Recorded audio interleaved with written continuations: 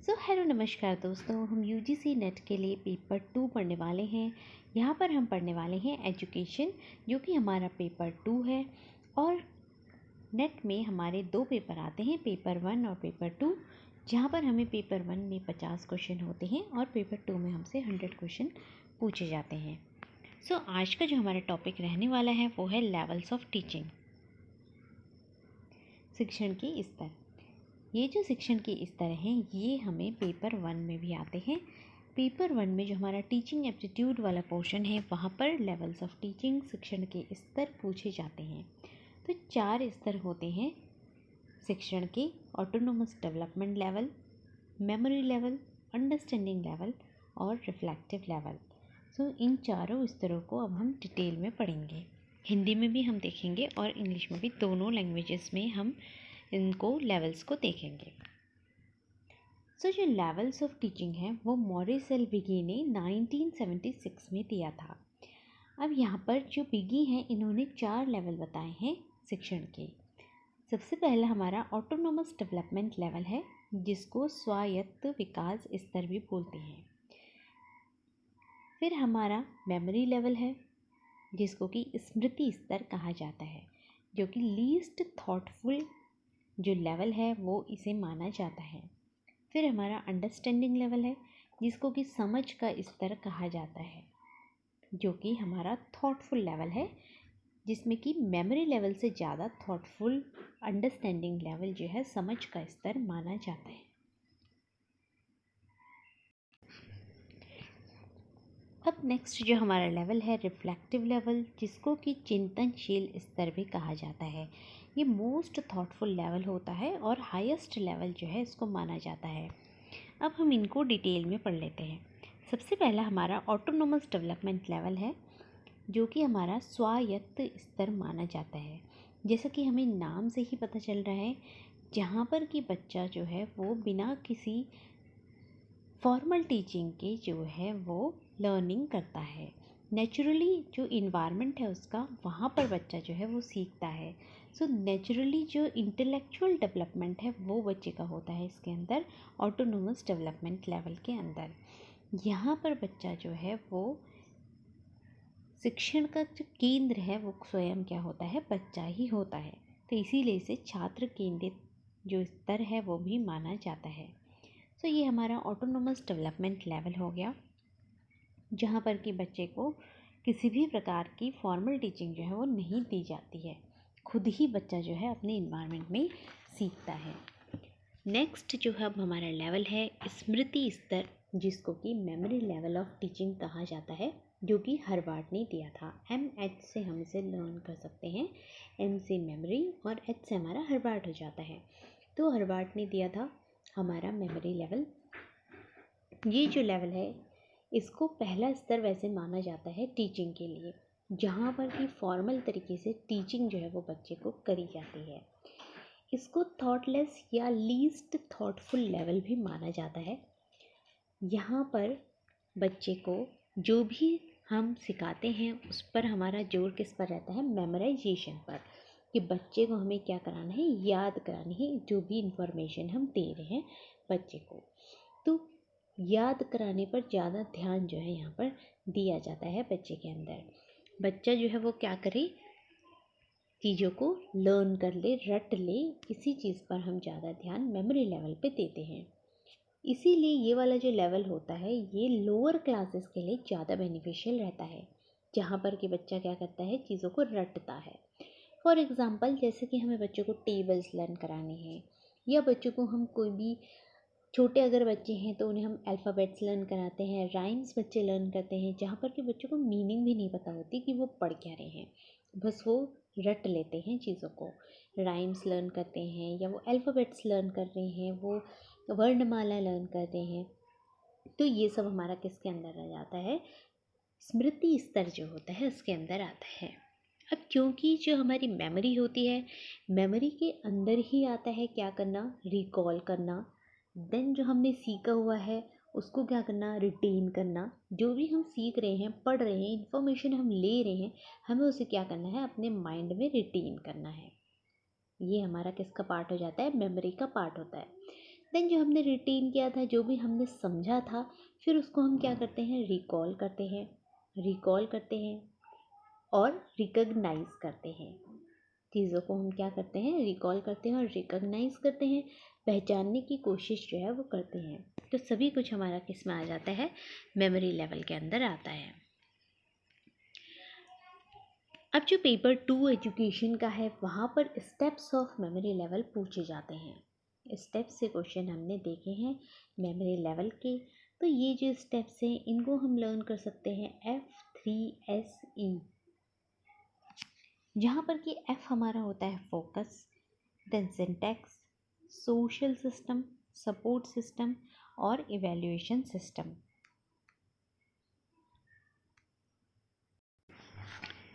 अब एक एक करके इन लेवल्स को हम समझ लेते हैं, इन स्टेप्स को हम समझ लेते हैं जो कि स्मृति स्तर के अंदर आते हैं। सबसे पहला हमारा फोकस है, जहाँ पर कि हम क्या करते हैं, इसको हिंदी में भी फोकस ही कहा जाता है, जहाँ पर कि हम जो भी शिक्षक है वो ध्यान रखता है कि जो भी वो तथ्य या अवधारणाएं बच्चों को पढ़ाने जा रहा है उसको वो केंद्रित करता है। जिन्हें बच्चों को सिखाना क्या है, आवश्यक होता है, तो उस पर उसका केंद्र जो है वो ध्यान जो है वो रहता है, तो उस पर ध्यान जो है वो केंद्रित किया जाता है।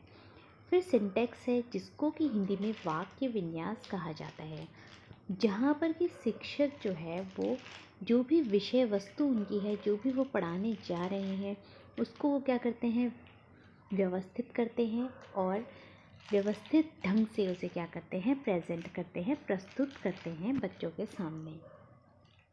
फिर हमारा थर्ड आ जाता है सोशल सिस्टम, जिसको कि सामाजिक व्यवस्था भी कहा जाता है।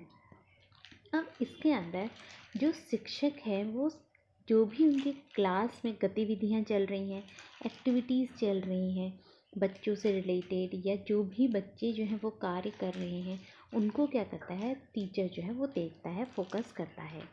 फिर नेक्स्ट जो हमारा स्टेप है आ जाता है सपोर्ट सिस्टम, जिसको कि सहायक प्रणाली भी कहा जाता है।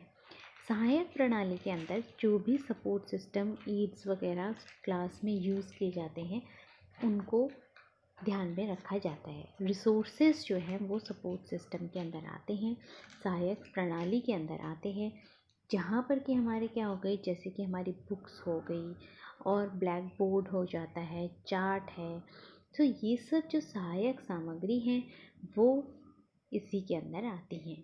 फिर हमारा होता है इवैल्यूएशन सिस्टम, जिसको कि मूल्यांकन कहा जाता है, जहाँ पर कि जो बच्चा है उसका लास्ट में कैसा उसने सीखा या नहीं सीखा, क्या कॉन्सेप्ट जो हमने उसे सिखाया है वो समझ में आया है या नहीं आया है, उसका मूल्यांकन जो है वो किया जाता है इसके अंदर, इवैल्यूएशन के अंदर।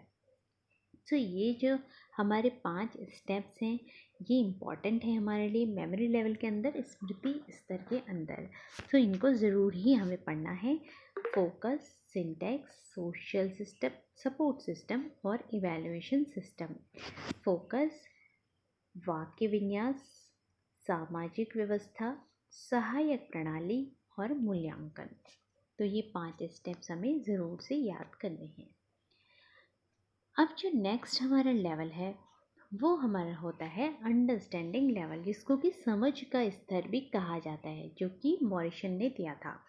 अब यहाँ पर UM से हम इसे लर्न कर सकते हैं, जैसा कि पहला जो लेवल है मेमोरी लेवल, उसको हमने याद किया है MET से, जो कि मेमोरी लेवल हर्बार्ट ने दिया, अंडरस्टैंडिंग लेवल मॉरिसन ने दिया।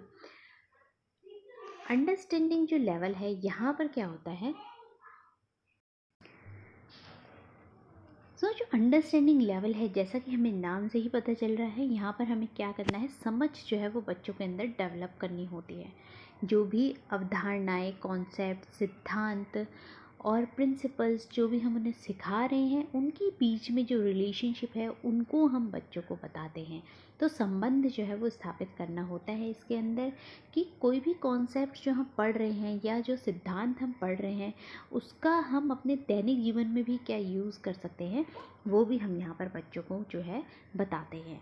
अब जो दूसरा लेवल हमारा होता है, ये रटने की बजाय किस पर आधारित होता है, जो समझ होती है बच्चे की उस पर आधारित होता है। यहाँ पर बच्चा जो है वो क्या करने लगता है, रीज़न जो है वो करने लगता है, तर्क अपना रखने लगता है और सोचने की जो क्षमता है वो बच्चे के अंदर यहाँ पर विकसित होने लगती है। तो थिंकिंग एबिलिटी जो है बच्चे के यहाँ पर डेवलप होने लगेगी। अब यहाँ हमारा जो अंडरस्टैंडिंग लेवल है इसके भी स्टेप्स जो हैं इम्पॉर्टेंट हैं और ये भी हमसे पूछे जाते हैं। तो यहाँ पर भी 5 स्टेप्स जो हैं वो हैं, इनको हमें याद करना है। तो स्टेप्स का सीक्वेंस जो है वो हमसे पूछा जाता है। तो शॉर्ट में हम इसे याद कर सकते हैं, ई पा और से हम इसे याद कर सकते हैं, ई पा और, या आप अपना भी कोई निमोनिक बना के इसे याद कर सकते हैं। तो सबसे पहला जो हमारा यहाँ पर स्टेप है एक्सप्लोरेशन है, जिसको कि अन्वेषण भी हम कह सकते हैं। हिंदी में अन्वेषण इसको कहा जाएगा। एक्सप्लोरेशन में क्या है, यहाँ पर शिक्षक जो होता है वो बच्चे का जो भी प्रीवियस नॉलेज है, पूर्व जो ज्ञान है बच्चे को, उसको चेक करते हैं।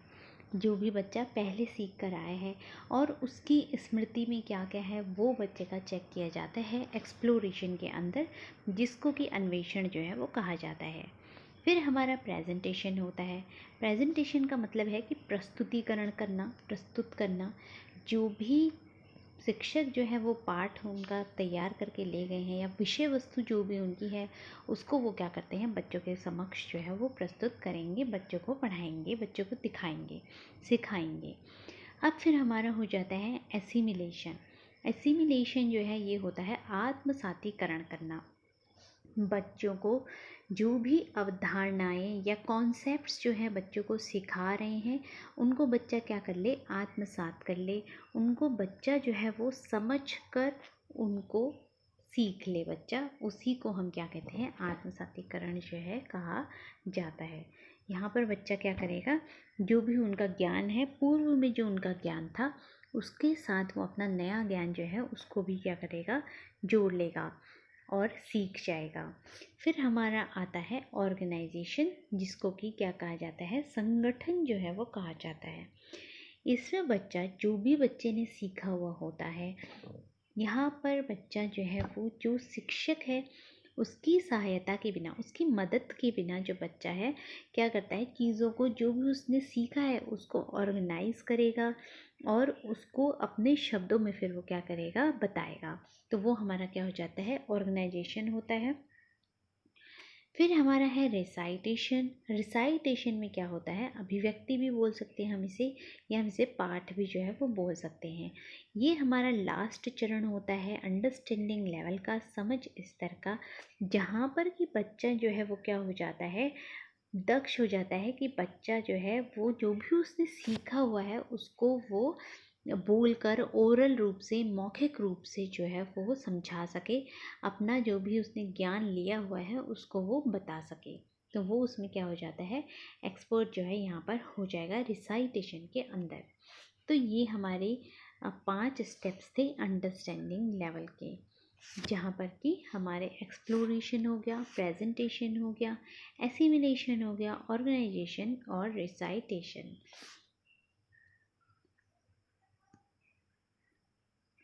अब नेक्स्ट हमारा आ जाता है लास्ट स्तर, जो कि है रिफ्लेक्टिव लेवल, जिसको कि चिंतनशील स्तर भी कहा जाता है। ये हंट ने दिया रिफ्लेक्टिव लेवल।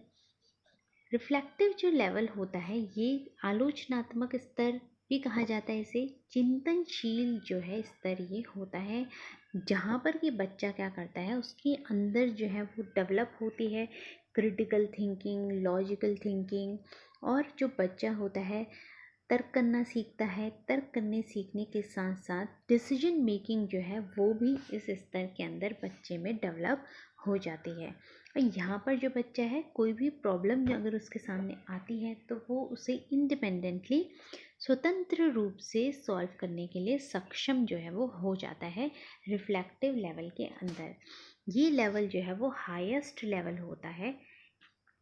जो हमारी सीनियर क्लासेस हैं उनमें इस लेवल का उपयोग जो है वो ऐसे यहाँ पर किया जाता है। तो यहाँ पर बच्चों को प्रॉब्लम्स जो हैं वो दी जाएंगी और बच्चा जो है वो उसे खुद से क्या करेगा, सॉल्व जो है वो कर पाएंगे। सो इस लेवल का जो फोकस रहता है वो किस चीज़ पर रहता है, इंक्वायरी पर रहता है और प्रॉब्लम सॉल्विंग जो है उस पर रहता है। खोज और समस्या समाधान जो है इसका मेन जो है उद्देश्य रहेगा। यहाँ पर रचनात्मक और स्वतंत्र चिंतन जो है उसके लिए बच्चे को क्या किया जाता है, प्रोत्साहित किया जाता है, ताकि बच्चे के अंदर जो है वो क्रिएटिविटी डेवलप हो, डाइवर्स थिंकिंग जो है वो बच्चे के अंदर डेवलप हो और वो स्वतंत्र रूप से सोच पाए, तभी वो कुछ नई खोज या डिस्कवरी जो है वो कर पाएगा। तो ये हमारा लास्ट स्तर था रिफ्लेक्टिव लेवल, जिसको कि चिंतनशील स्तर भी कहा जाता है। आज की वीडियो में हमने लेवल्स ऑफ टीचिंग देखे हैं, जो कि हमारे कितने हैं, ऑटोनोमस डेवलपमेंट लेवल को मिलाकर 4 लेवल्स हमारे माने जाते हैं।